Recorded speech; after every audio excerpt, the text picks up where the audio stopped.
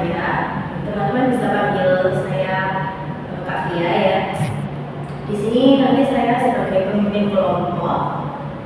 Karena saya sudah kenalan, sebagai teman-teman di sini teman-teman sudah tahu ya maksud dan tujuan kita berkumpul di sini. Nanti kita akan melaksanakan bimbingan kelompok materi diskusi kelompok. Teman-teman sudah pernah mendengar itu? Sudah. Jadi bimbingan kelompok itu salah satu jenis layanan yang ada di bimbingan dan konseling, di mana tujuannya sebagai sarana untuk belajar berkomunikasi dengan orang lain. Karena kadang kita sulit untuk berkomunikasi dengan orang lain, entah karena teknologi atau yang lainnya. Nah, dalam bimbingan kelompok ini ada 4 tahap. Yang pertama tahap pembentukan, yang kedua ada tahap arahan, ketiga ada tahap kegiatan, dan yang terakhir ada tahap pengajaran. Bimbingan kelompok akan dilaksanakan kurang lebih 30 menit. Sepakat? Sepakat. Jadi, sebelum kita mulai, saya di sini akan menjelaskan bahwa di bimbingan dan konseling ini ada 4 asas. Yang pertama ada asas kesukarela. Teman-teman harus sukarela menyampaikan pendapatnya tanpa ada paksaan dari teman-teman yang lainnya. Kemudian yang kedua ada asas kerahasiaan. Informasi-informasi nanti yang teman-teman dapat sekiranya nggak perlu untuk disampaikan ke khalayak umum. Yang ketiga ada asas keterbukaan. Teman-teman silakan mengungkapkan apapun itu yang menjadi unek-unek dari teman-teman semuanya. Dan yang terakhir ada asas keterbukaan. Nanti teman-teman kalau menyampaikan pendapat, hendaknya kita antisipasi atau melanggar aturan norma yang ada di masyarakat. Sampai di sini ada yang ingin ditanyakan? Tidak. Oke, terima kasih. Oke, saya ingatkan kembali bahwasanya di sini nanti kita akan melaksanakan bimbingan kelompok dan materi diskusi kelompok. Teman-teman sudah siap? Siap. Oke, terima kasih. Untuk topiknya ini mau saya yang menentukan atau teman-teman? Kakak saja. Oke, saya saja ya. Bagaimana kalau saya mengambil kasus pelecehan seksual? Bagaimana? Setuju. Oke. Teman-teman sudah pernah mendengar maraknya kasus pelecehan seksual? Sering? Kalau sering, menurut teman-teman apa itu pelecehan seksual? Menurut saya, pelecehan seksual adalah tindakan yang merendahkan, menghina, atau menyerang seseorang secara fisik atau non-fisik yang dapat mengakibatkan penderitaan psikis. Menurut saya, pelecehan seksual yakni perbuatan merendahkan, menghina, melecehkan, atau menyerang tubuh atau fungsi reproduksi seseorang karena ketimpangan relasi, kuasa, atau gender. Menurut saya, pelecehan seksual adalah tindak kejahatan yang dapat menyebabkan trauma pada korban. Menurut saya, pelecehan seksual adalah tindakan tidak pantas yang melibatkan kekerasan seksual terhadap seseorang tanpa persetujuan mereka. Kalau saya pribadi, pelecehan seksual itu merupakan suatu tindakan atau perilaku yang merendahkan atau menghina seseorang secara seksual atau berdasarkan jenis kelamin dari individu tersebut dan dapat menyebabkan trauma pada korbannya. Jadi menurut saya yaitu suatu tindakan merugikan yang dapat menimbulkan trauma pada korbannya dan juga dapat merendahkan martabat seseorang secara seksual. Jadi menurut saya sendiri yaitu suatu tindakan yang mencakup berbagai bentuk, mulai dari pelanggaran verbal hingga kekerasan atau penyerangan seksual.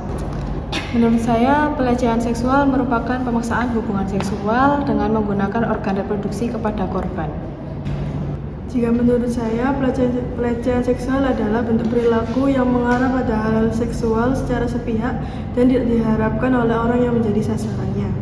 Ya, baik sekali teman-teman tadi sudah berpendapat bahwa pelecehan seksual adalah tindakan yang menyerang fisik atau tubuh yang berhubungan dengan seksual, namun tindakan itu dilakukan dengan sebuah paksaan.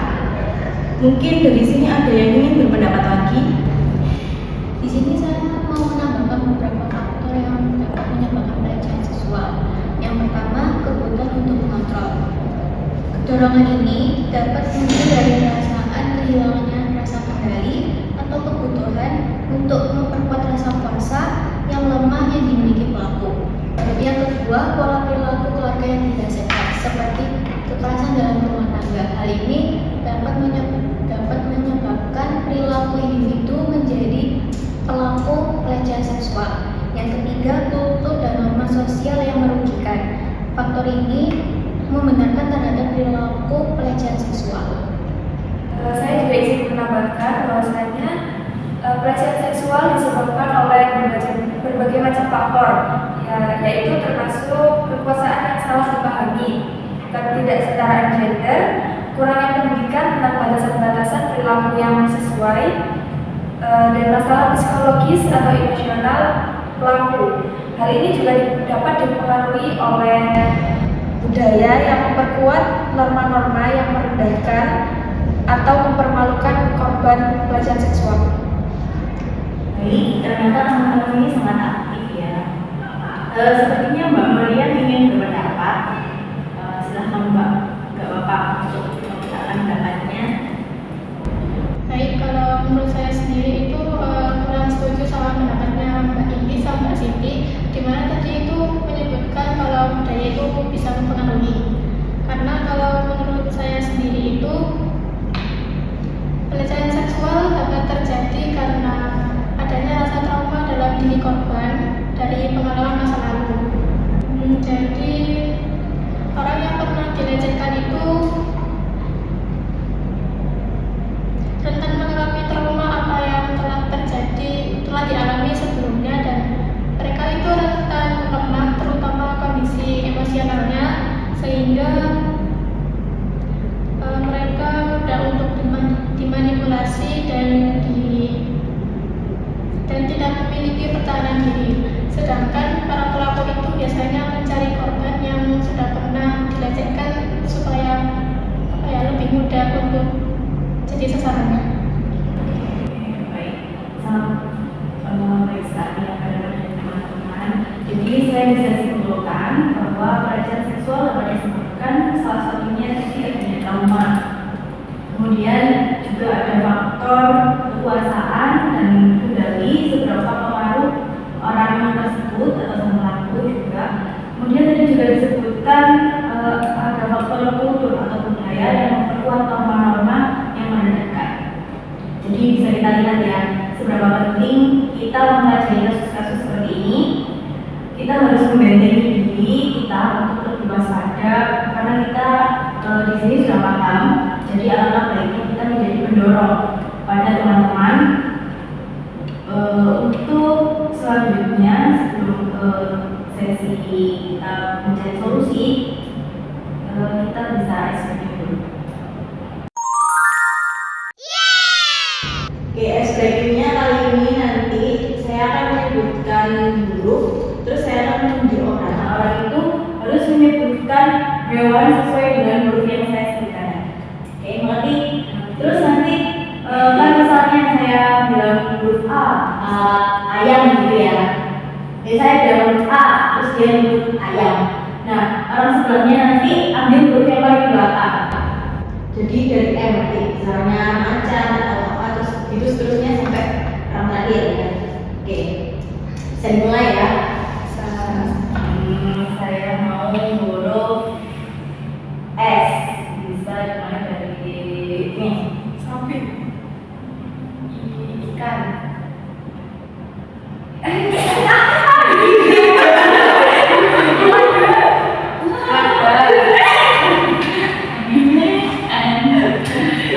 Oke, saya mau huruf K. Saya mulai dari yang sih. Saya mau huruf K. Mulai dari yang paling sih. Kakak. Kuda. Angsa. Sapi.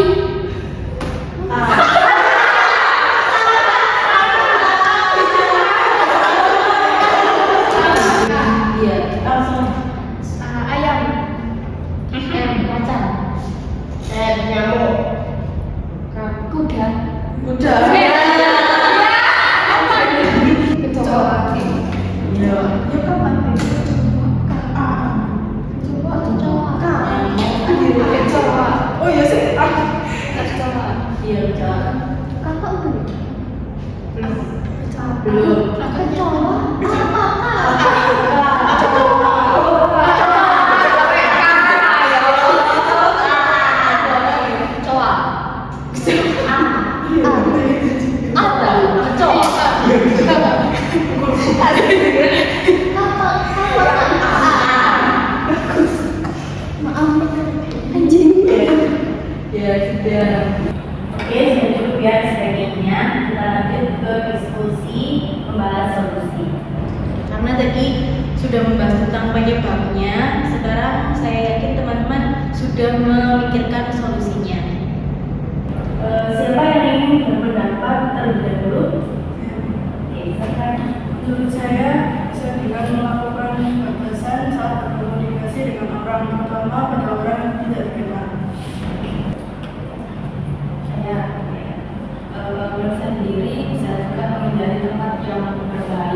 di lingkungan yang sepi, gelap, mungkin bisa jadi itu juga tempat jual potongan buku.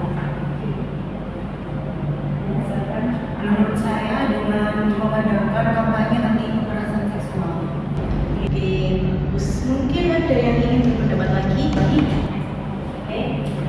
Mungkin untuk korban dianjurkan untuk segera menjauh dari pelaku, baik di lingkungan maupun sosial media.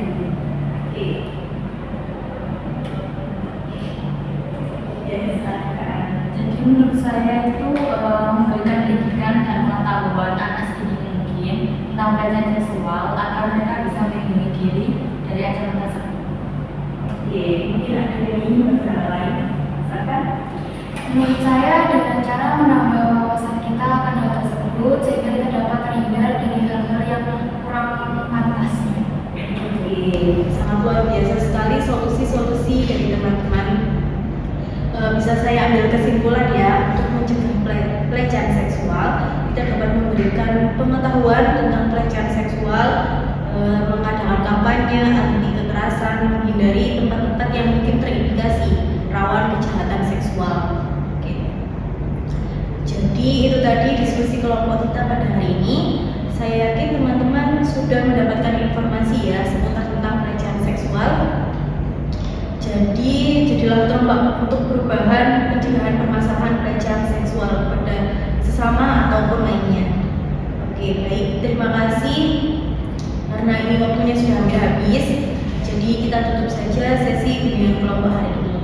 Assalamualaikum warahmatullahi wabarakatuh. Waalaikumsalam warahmatullahi wabarakatuh.